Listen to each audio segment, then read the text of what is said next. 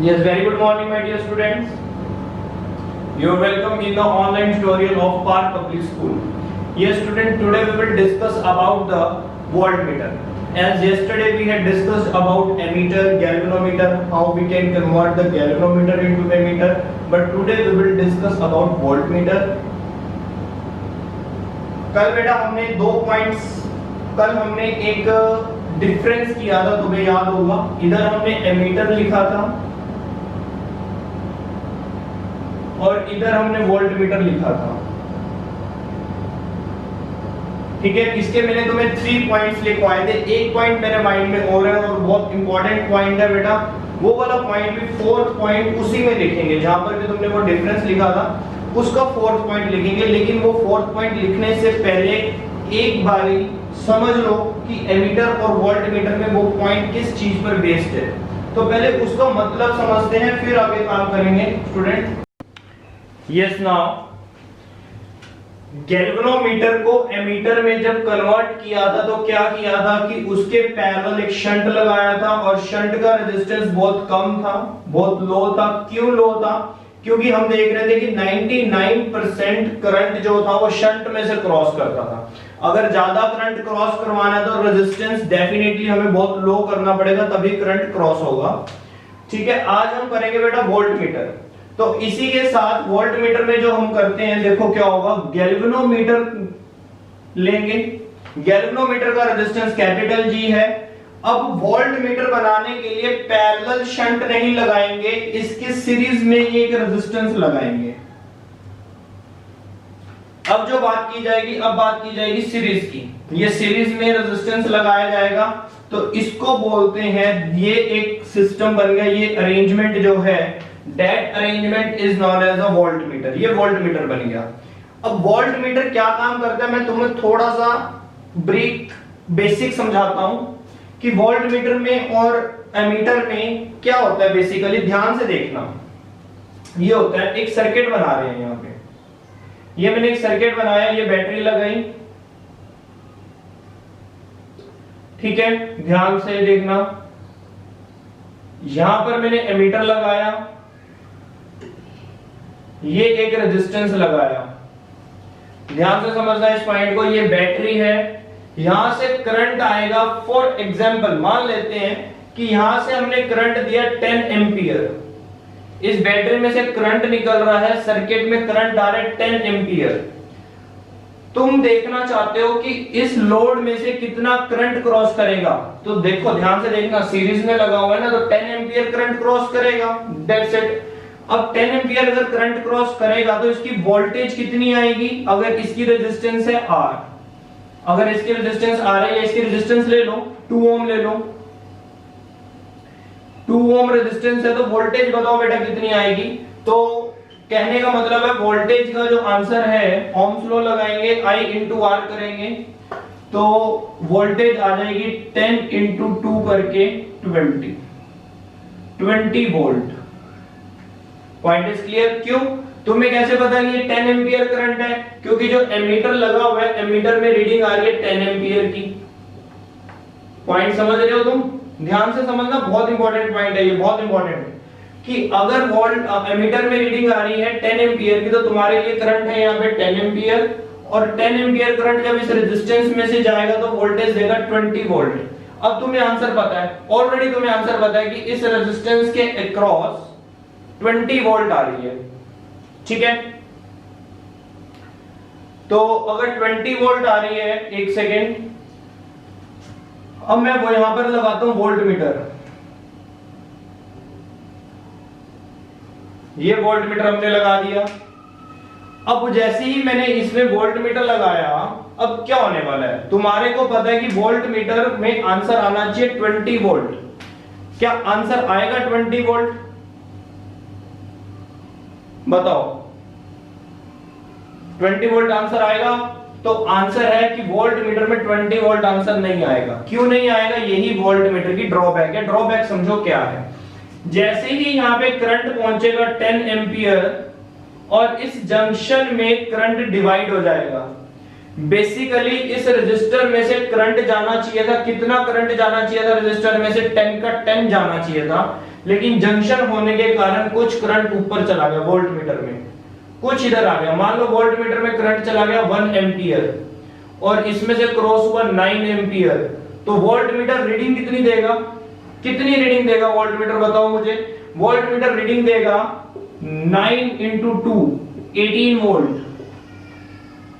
तुम सोचोगे कि 18 वोल्ट क्यों आई है रीडिंग, रीडिंग तो 20 वोल्ट आनी चाहिए थी, तो 2 वोल्ट का एरर आ गया।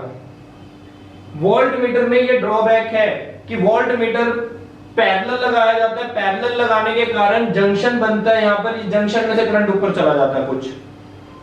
अब हम चाहते हैं कि वोल्ट मीटर में से कम करंट जाए और 10 एम्पियर का मैक्सिमम करंट, देखो सारा 101% करंट तो जा नहीं सकता, ये तो कंफर्म है कि कुछ ना कुछ करंट तो वोल्ट मीटर में से जाएगा ही जाएगा, लेकिन उस कुछ ना कुछ करंट को भी तुम कम कर सकते हो कि बहुत कम करंट वोल्ट मीटर में से क्रॉस करे और 10 एम्पियर में से 99.9% करंट इस रेजिस्टर में से क्रॉस करे कि तुम्हारा जो आंसर है 20 वोल्ट के अप्रोक्स आ जाए, बहुत ज्यादा एरर ना आए। तो उसके लिए हम एक काम कर सकते हैं। कैसा काम कर सकते हैं, हम वोल्ट मीटर का रेजिस्टेंस बहुत हाई कर दें। अगर रेजिस्टेंस बहुत हाई करेंगे, रेजिस्टेंस हाई करने से क्या होगा, रेजिस्टेंस हाई करने से वोल्ट मीटर में करंट कम हो जाएगा। हम चाहते हैं कि वोल्ट मीटर में से करंट बहुत कम जाए या फिर जाए ही ना, तो ये दो काम हम करेंगे। वोल्ट मीटर के करंट को कम करने के लिए उसका रेजिस्टेंस बहुत हाई कर देंगे और उसको गैल्वेनोमीटर के साथ सीरीज में जोड़ेंगे। तो ये वाला जो अरेंजमेंट है बेटा, ये अरेंजमेंट बनता है वोल्ट मीटर। वोल्ट मीटर का ये क्वेश्चन आते हैं, ध्यान से सुनो, इस क्वेश्चंस को कैसे आंसर करना है तुम्हें, कंसेप्चुअल क्वेश्चन है, सुनो इसको। क्वेश्चन ये आ जाता है बेटा कि वोल्ट मीटर का रेजिस्टेंस बहुत हाई क्यों होता है। तो मैं इसलिए तुम्हें ये समझाने की कोशिश कर रहा हूं कि वोल्ट मीटर का रेजिस्टेंस हाई इसलिए होता है कि उसमें से करंट कम से कम क्रॉस करे। कम से कम करंट क्रॉस करेगा तभी वोल्ट मीटर क्या काम करेगा, अपनी रीडिंग को एक्चुअल रीडिंग देगा, एरर कम देगा। पॉइंट क्लियर हुआ। अगर वोल्ट मीटर में से ज्यादा करंट क्रॉस करेगा तो क्या होने वाला है, इस रेजिस्टेंस में से करंट कम क्रॉस करेगा तो एरर आ जाएगा, जो तुम सोच रहे होगे आंसर वो आंसर नहीं आएगा। तो ये चीज का ध्यान रखना। तो अपने आंसर के अप्रोक्सीमेटली आंसर लेकर आने के लिए जो भी तुमने आंसर डिसाइड किया उसके अप्रोक्सीमेटली आंसर वोल्ट मीटर में आए, तो उसके लिए वोल्ट मीटर की रीडिंग को बहुत हाई कर दो। ये पॉइंट है क्लियर, ठीक है। बट एमीटर में क्या करेंगे, एमीटर में जो करंट है हमारा, एमीटर में तो करंट को मेजर करना है, तो मैक्सिमम करंट शंट में से क्रॉस होगा और कुछ करंट गैल्वेनोमीटर में से क्रॉस होगा। ये कल हो गया था टॉपिक, आज हमारा कंसेप्ट है वोल्ट मीटर का। तो वोल्ट मीटर में समझ आ रहा है तुम्हें कि वोल्ट मीटर में क्या होगा, वोल्ट मीटर का रेजिस्टेंस हाई होना चाहिए और शंट का रेजिस्टेंस लो होना चाहिए। एमीटर का रेजिस्टेंस हाई क्यों नहीं हो सकता भाई, अगर एमीटर का रेजिस्टेंस हाई कर दोगे तो करंट कैसे क्रॉस करेगा उसमें से, अगर करंट ही क्रॉस नहीं करेगा तो एमीटर मेजर किसको करेगा, एमीटर का काम है करंट को मेजर करना, दैट्स इट। समझ आया पॉइंट। तो अब हम अपने उस डिफरेंस का, जो कल हमने डिफरेंस लिखा था उसके 3 पॉइंट्स लिखे थे, अब 4th पॉइंट लिखने का टाइम आ गया। 4th पॉइंट को ध्यान से समझना क्या है 4th पॉइंट। तो right down point number 4, ammeter का पॉइंट नंबर 4 वहीं पे ही लिखना, उसी डिफरेंस में ही लिखना एडजस्ट करके, ठीक है। पॉइंट नंबर 4 देखो क्या है, एमीटर हम कहेंगे कि जो आइडियल एमीटर होते हैं, आइडियल एमीटर और आइडियल वोल्ट मीटर, न्यूमेरिकल्स में ये वर्ड तुम्हें देखने को मिलेंगे, ideal ammeter, ideal volt meter. हम कहते हैं आइडियल एमीटर का जो रेजिस्टेंस होता है वो अप्रोक्सीमेटली 0 होता है,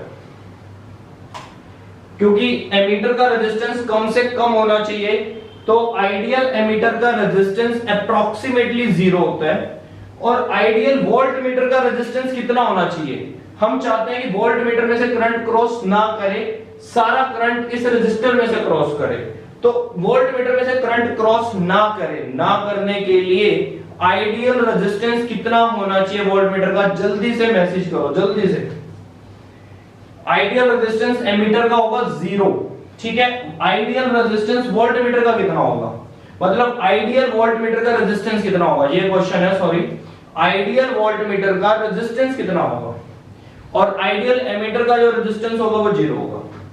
करंट क्रॉस ना करे, ना करने के लिए, करंट क्रॉस ना करने के लिए रेजिस्टेंस कितना ज्यादा से ज्यादा कर सकते हो बताओ? इन्फिनिटी कर दो। तो इसका आइडियल वोल्टमीटर का रेजिस्टेंस होता है इन्फिनिटी और आइडियल एमीटर का रेजिस्टेंस होता है 0 कि ज्यादा से ज्यादा करंट क्रॉस करे। ठीक है, तो पॉइंट कंप्लीट करते हैं। फोर्थ पॉइंट लिखो बेटा, ammeter should have minimum resistance. Ammeter should have, इस पॉइंट को इंपॉर्टेंट कर लेना, ammeter should have minimum resistance.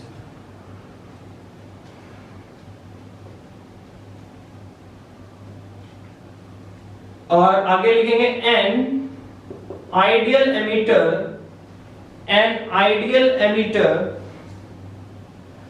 has zero resistance, an ideal emitter has zero resistance।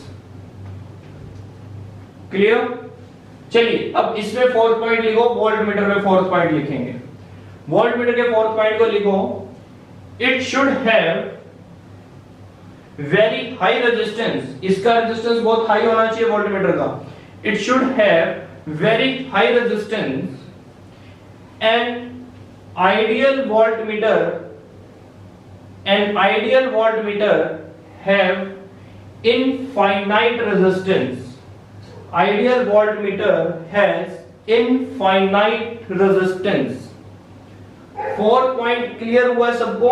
अगर 1 मार्क का क्वेश्चन बनेगा तो आंसर कर पाओगे कि एमीटर का रेजिस्टेंस बहुत कम क्यों होता है, वोल्टमीटर का रेजिस्टेंस बहुत ज्यादा क्यों होता है, आइडियल एमीटर का रेजिस्टेंस 0 होता है और आइडियल वोल्टमीटर का रेजिस्टेंस इन्फिनिटी।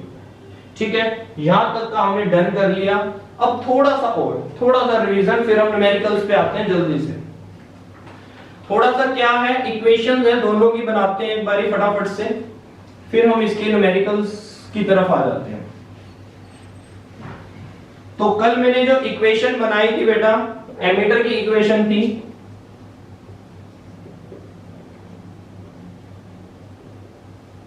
एमीटर की इक्वेशन इसके ऊपर बेस्ड थी कि ये गैल्वेनोमीटर है, ये शंट है, एस जी, यहां से करंट आया था आई, इसमें से करंट क्रॉस किया था आई जी और इसमें से करंट क्रॉस किया था आई माइनस आई जी। तो दोनों पैरेलल थे, पैरेलल होने के कारण दोनों की वोल्टेज हो गई थी सेम। अगर दोनों की वोल्टेज सेम हो जाएगी तो इसमें कितनी वोल्टेज आ जाएगी, G इंटू आई जी, इसमें कितनी वोल्टेज आ जाएगी, I minus I G into S.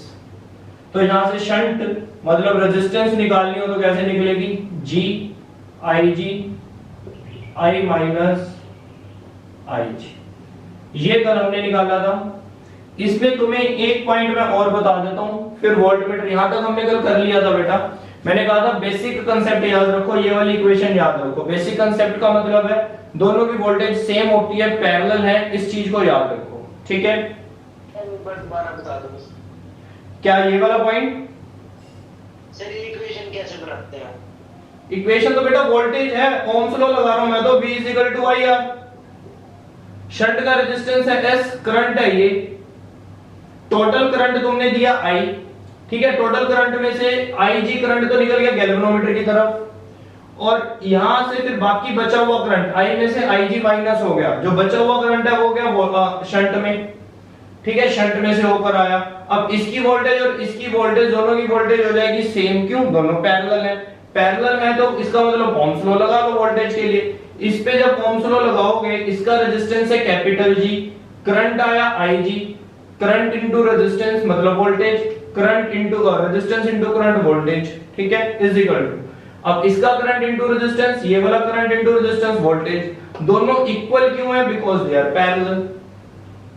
Point clear? Yes sir. ठीक है, यहां से हमने शंट का क्या है, S क्या है, S is the resistance of the shunt, shunt का रेजिस्टेंस है S, तो ये निकालने का फॉर्मूला यहां से आ गया, सिंपल। अब क्या होता है, एक जो मैं तुम्हें फॉर्मूला बताना चाहता हूं, वो फॉर्मूला क्या है, फिर मैं वोल्टमीटर की इक्वेशन बताता हूं। वोल्टमीटर की इक्वेशन तो बहुत इजी है, लेकिन वो फॉर्मूला क्या है, क्योंकि मुझे न्यूमेरिकल में वो चीज तुम्हारे सामने आएगी फिर बतानी पड़ेगी, इससे अच्छा पहले बता देता हूं। तो एक सेकंड दो, मैं वो फॉर्मूला तुम्हें, टॉपिक तुम्हें बताता हूं कि टॉपिक क्या है। वेट,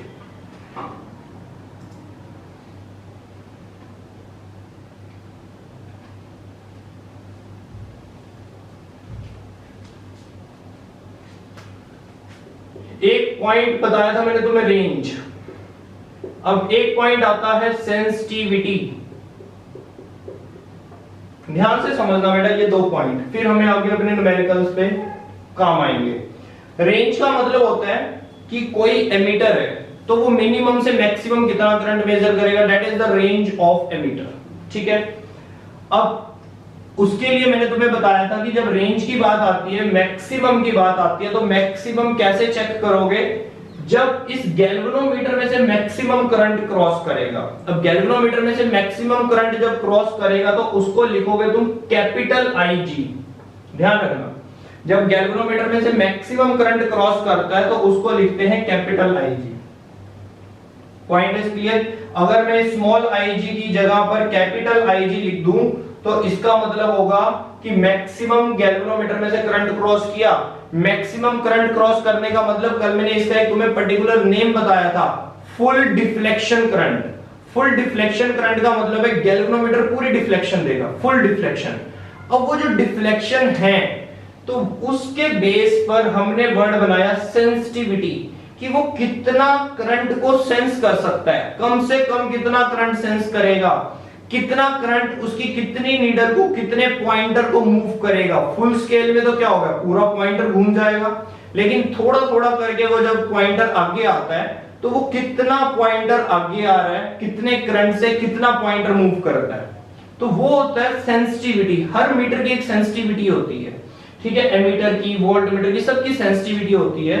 तो सेंसिटिविटी को हम निकालते कैसे हैं, उसको लिखना कैसे है। रेंज का तो तुम्हें पता है, रेंज का तो छोटी सी पॉइंट माइंड में रखो कि मिनिमम तो होता है 0, कम से कम तो 0 है। मैक्सिमम देखना होता है कि मैक्सिमम कितना ले सकता है। जब मैक्सिमम की बात आती है तो फुल स्केल डिफ्लेक्शन तुम्हारे माइंड में आना चाहिए कि पूरा मैक्सिमम करंट दिखाना है, तो उसमें पूरी नीडल घूम जाएगी, पूरा पॉइंटर घूम जाएगा, उसका जो डिफ्लेक्शन है वो कंप्लीट हो जाएगी। ठीक है, तो उस केस में डिफ्लेक्शन कंप्लीट कब होगी, जब गैल्वेनोमीटर में से मैक्सिमम करंट क्रॉस करेगा, तो उस मैक्सिमम करंट को लिखते हैं कैपिटल आई। ठीक है, तो रेंज में तो सिंपल हो जाएगा। बात करेंगे हम सेंसिटिविटी की। सेंसिटिविटी में क्या होता है बेटा, सेंसिटिविटी के लिए ध्यान रखना, तुमने बनाया है एमीटर। एमीटर का मतलब है कि करंट को मेजर करना है। जैसे जैसे करंट दोगे वैसे वैसे नीडल उसकी आगे आएगी। थोड़ा सा करंट दिया, थोड़ी सी नीडल आगे आएगी, ज्यादा करंट दिया, ज्यादा नीडल आगे आएगी, पूरा मैक्सिमम करंट दे दिया, फुल नीडल आगे हो जाएगी। That is called full deflection. ठीक है, तो इसको समझने के लिए ध्यान रखना कि करंट डायरेक्टली प्रोपोर्शनल होगा थीटा पे। लिखते चले जाना सेंसिटिविटी में, सेंसिटिविटी ऑफ गैल्वेनोमीटर लिख लेना, क्योंकि गैल्वेनोमीटर से एमीटर बना ना, तो सेंसिटिविटी ऑफ गैल्वेनोमीटर लिख लेना। ये टॉपिक बना लो बेटा, सेंसिटिविटी ऑफ गैल्वेनोमीटर। ठीक है, हेडिंग बना लो ताकि तुम्हें पता हो। सेंसिटिविटी ऑफ गैल्वेनोमीटर का मतलब है थीटा क्या है। थीटा वो एंगल है जिस एंगल से उसका पॉइंटर मूव करेगा। ठीक है, तो सेंसिटिविटी ऑफ गैल्वेनोमीटर में लिखो the deflection is directly proportional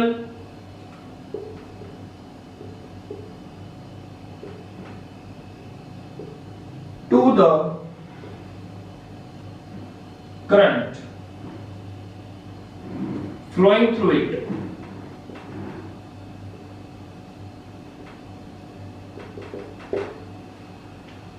The deflection is direct. Deflection का मतलब है बेटा theta angle.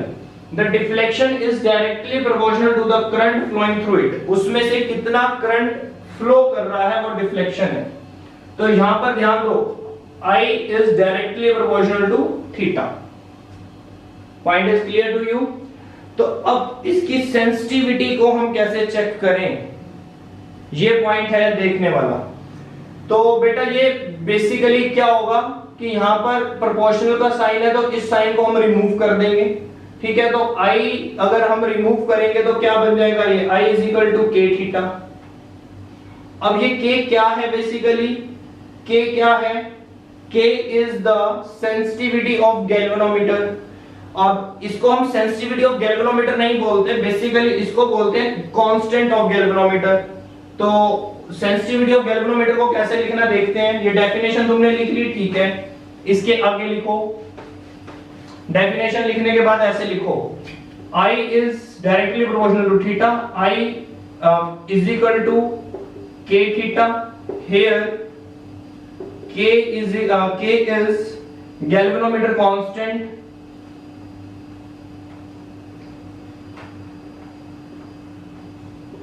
K is galvanometer constant। अब लिखेंगे सेंसिटिविटी क्या होता है, तो यहां पर लिखेंगे galvanometer sensitivity is galvanometer sensitivity is, अब गैल्वेनोमीटर जो सेंसिटिविटी है उसका मतलब होता है डिफ्लेक्शन इज डिफ्लेक्शन पर यूनिट करंट। पर यूनिट करंट का मतलब है 1 एम्पियर करंट पे कितनी डिफ्लेक्शन आती है। तो डिफ्लेक्शन पर यूनिट करंट का मतलब क्या हो गया बेटा, डिफ्लेक्शन पर unit current theta by I.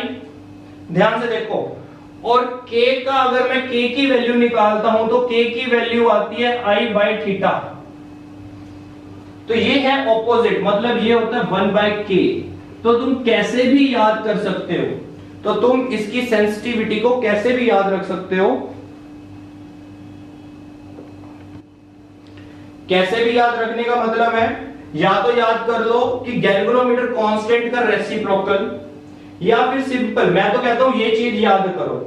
Constant को तो याद नहीं भी करोगे तो काम चल जाएगा, बिकॉज कांस्टेंट काम नहीं आएगा तुम्हारे, ये डेफिनेशन काम आएगी बेटा कि गैल्वेनोमीटर सेंसिटिविटी का मतलब क्या होता है, डिफ्लेक्शन पर यूनिट करंट, पर यूनिट का मतलब 1 एम्पियर करंट, तो डिफ्लेक्शन पर unit current theta by I, ठीक है। तो ये बेसिकली रेसिप्रोकल होता है किसका, गैल्वेनोमीटर कांस्टेंट का। ये पॉइंट याद कर लेना, सिंपल मैं तो कहूंगा डेफिनेशन याद करना, इससे ज्यादा कुछ याद करने की जरूरत नहीं है कि कितने करंट में कितनी उसने डिफ्लेक्शन दिखाई है। तो वो होता है करंट सेंसिटिविटी बोल सकते हो इसको, या गैल्वेनोमीटर सेंसिटिविटी बोल सकते हो, ठीक है, कुछ भी बोल सकते हैं, करंट सेंसिटिविटी भी बोल सकते हैं इसको। ओके स्टूडेंट्स, तो यहां तक आई थिंक तुम्हें क्लियर हो गया। अब बात करते हैं इक्वेशन ऑफ वोल्टमीटर। वोल्टमीटर की इक्वेशन बनाने के बाद अपनी असाइनमेंट का न्यूमेरिकल नंबर 1 करेंगे। चलिए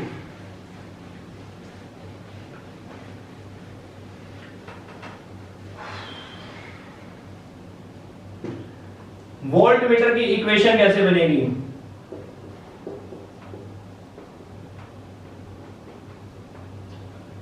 ये गैल्वेनोमीटर है बेटा, ये हमने रेजिस्टेंस लगा दिया,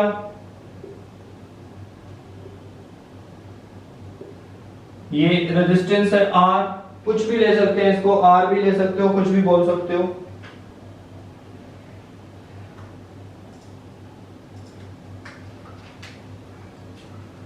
अब मेरे को एक बात बताएंगे, अब इसमें क्या होगा, यहां से अगर बेटा जो भी करंट आएगा,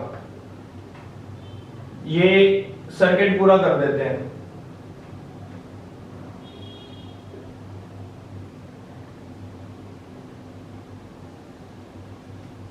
ध्यान से देखो बेटा, इस सर्किट को तुम भी बना लेना, ये सर्किट कि ये सर्किट मैंने क्या बनाया बेसिकली, ध्यान से देख लो। ये एक्चुअल में क्या होता है कि जब तुम वोल्टमीटर लगाते हो, ये वोल्टमीटर है ना, गैल्वेनोमीटर के साथ सीरीज में रेजिस्टेंस लगने का मतलब होता है वोल्टमीटर। वोल्टमीटर जब भी लगेगा तो किसी ना किसी लोड के पैरेलल लगेगा। ये मैंने लोड ले लिया, कोई भी रेजिस्टेंस ले ली और उसके पैरेलल मैंने वोल्टमीटर लगा दिया।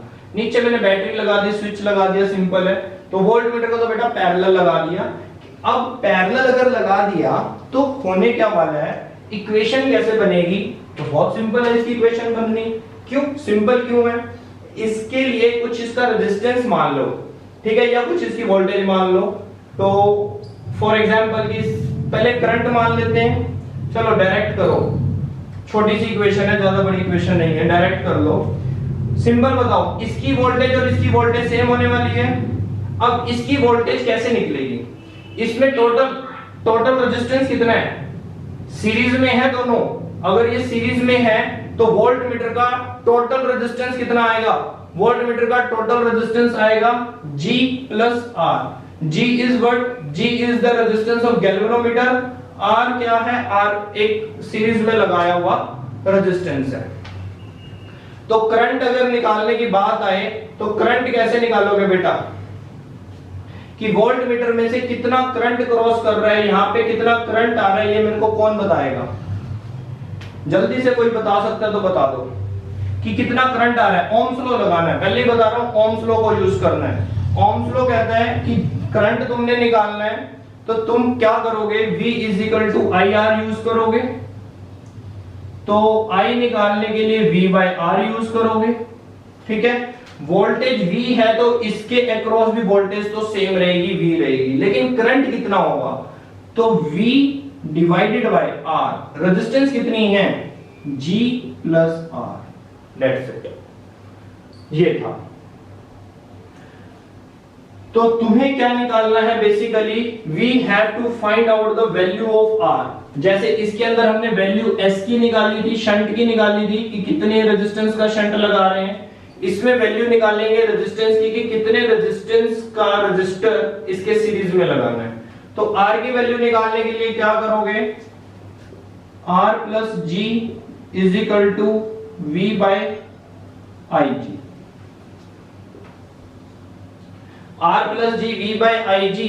After that you have to do, हमें तो सिर्फ R निकालना है तो उसको उधर ले जाओ। तो R के लिए क्या हो जाएगा? V IG minus G। ये लो, सिंपल फंडा है, मैं दोबारा समझा रहा हूं, ध्यान से समझना कि मैंने कैसे किया। सिंपल ओम्स लॉ लगाया मैंने, यहां पर कुछ नहीं किया बेटा। ये मेरा वोल्ट मीटर है। वोल्ट मीटर हमेशा पैरेलल में लगाया जाता है, तो मैंने एक रजिस्टर ले लिया और उसकी वोल्टेज मान ली V है। अगर मैं यहाँ पर V वोल्टेज की बैटरी लगाता हूं, इस बैटरी की वोल्टेज, मान लो इस बैटरी की वोल्टेज है V। अगर बैटरी की वोल्टेज V है तो इसकी वोल्टेज भी V होएगी, वोल्ट मीटर में वोल्टेज भी V आएगी। तो दैट मींस ये पैरेलल है ना सारा कुछ, वोल्ट मीटर, रजिस्टर, बैटरी सारे पैरेलल लगे हुए हैं, ध्यान से समझो। तो अगर वोल्टेज इसकी V है तो इसकी वोल्टेज भी V होएगी, इसकी भी V होएगी। मेरा टारगेट है करंट फाइंड आउट करता हूं। करंट को निकालने के लिए मैंने ओम्स लॉ लिया, I is equal to V by R।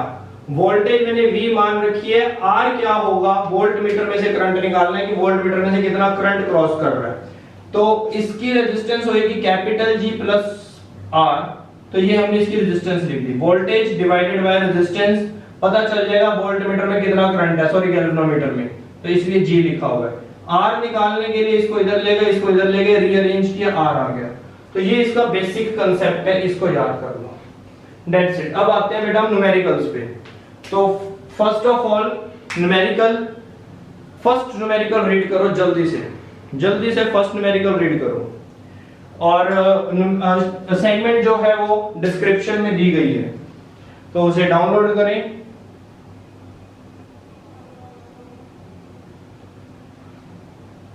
Hurry up, first numerical read करो, न्यूमेरिकल स्टार्ट करें।